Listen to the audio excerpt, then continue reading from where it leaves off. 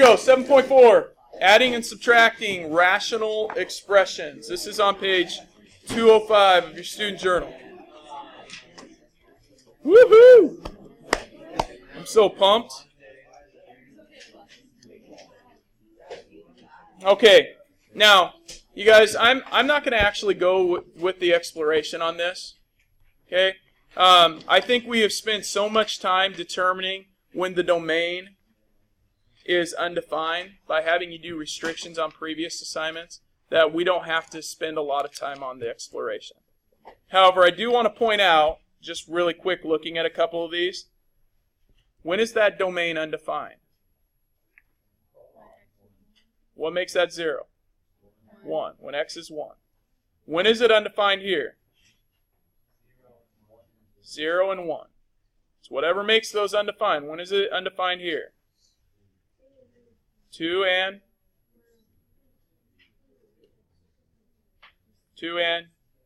2, right? Okay, that makes that 0. When's it undefined here? 1 and -1. Now, you guys, looking at this, that means our domain here would be all real numbers except x equals 1. This would be all real numbers except x equals 0 and 1. Okay, so if you're going through those, just really quick, I want you to list the domain on these two, and then do letter E, please. Okay?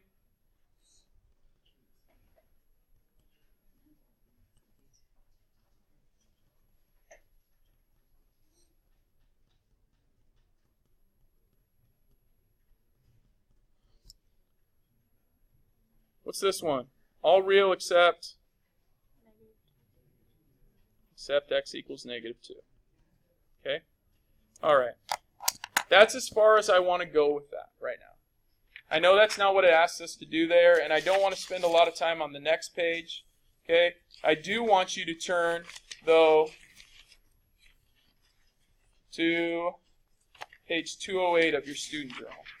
You skip 207. There's some places you can take notes later, if you'd like, and the top of page 208. But I want to actually just dive into some of these problems.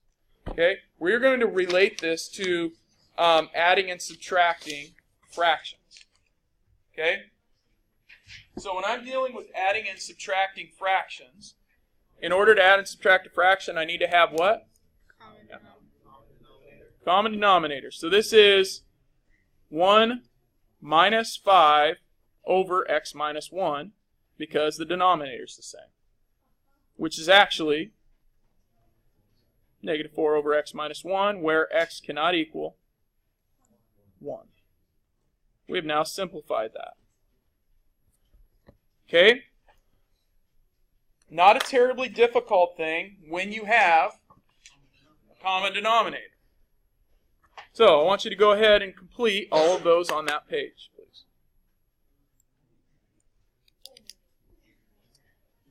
Okay, so we're flying through. I hear people talking. It sounds like we're about ready. There's number 2. So far, so good? Okay. There's number 3. So far, so good? Oh, hold on. What'd you say? Can't that be simplified? It can be. What the amazingness? This is amazing. Yes. There we go. Why do we do that? Well, because then you can cancel those out. Either that or to annoy Jacob. One or the other. Okay? And x cannot equal -4. So my answer is just 6. X equals, or this equals 6. X cannot equal -4. Yes? No, we don't have y equals. This is not an equation. It's just an expression. Okay? What it means, you guys, it's a good question because that becomes our next piece. Okay? What it means is that this right here, this whole number 3, 6x over x plus 4 plus 24 over x plus 4, right now is just one side of an equation. Later on, we put the equals and we add, maybe this is the other side.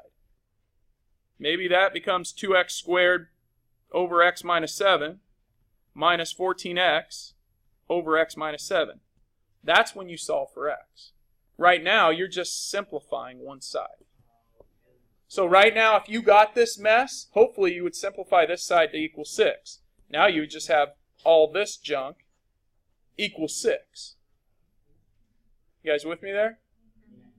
Okay, so right now you're just simplifying. You're working your way into solving.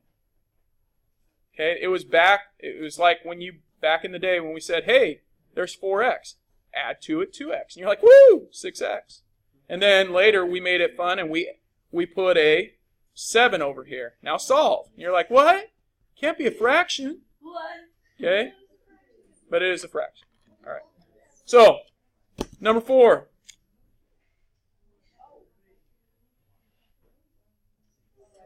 Again, common denominator. You guys, when I'm subtracting, I would normally bring that negative up to the top. So that's 2x squared minus 14x all over x minus 7. Factor out a 2x. Cancel, you get 2x. X cannot equal 7. So you guys, on this problem we just talked about, like what Matt was doing here, this just broke down to 2x, right? Which, if we had that equation, x would be 3. All that junk, x equals 3. How ridiculous. Okay, now that's not what we're doing here, but that is a future lesson. Yeah, I'm pumped too. Okay, next page.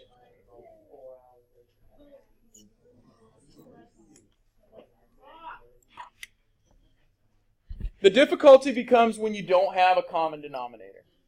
So what we're going to practice here is to find a common denominator. I will tell you though, when you're trying to find a common denominator, it is best to have things in factored form. So if they're saying find a common denominator of 9x cubed and of 3x squared minus 21x, in other words, if this is a denominator and this was a denominator, what would the common denominator be? Okay, well, first thing to do is factor this. What comes out of 3x squared and 21x? 3x. So we get 3x times x minus 7. Okay? Now, if I have 9x cubed, which is this, and this, what is the common denominator? It's not the common factor, it's common denominator. Okay, well let's think of 9x as 3x times x squared. You guys with me there? And this is 3x times x minus 7. Now, I don't expect you to write this like that all the time. I'm just trying to show you. Oh, sorry, 3x times 3x squared. Thank you for pointing that out.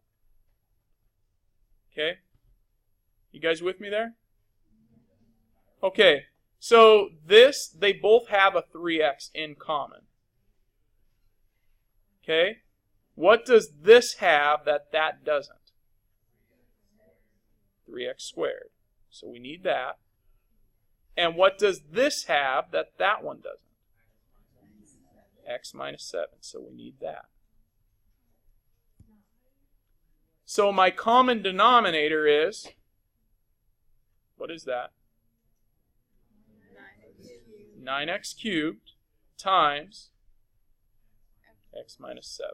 That is your common denominator.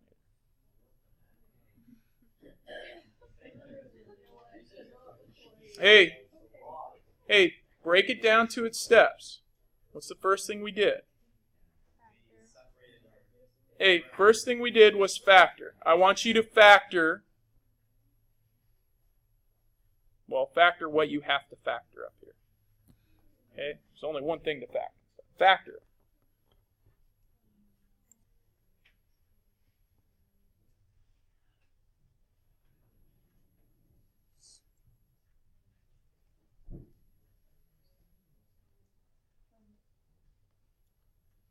Okay, that becomes that.